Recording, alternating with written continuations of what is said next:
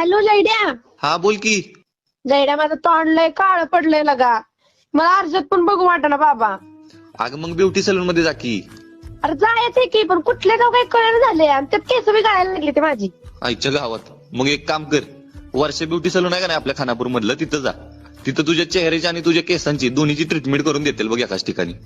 दोन्ही पण एकाच ठिकाणी. याला भारी आहे का जयड्या? मग काय, अगं ते पण कमी खर्चात.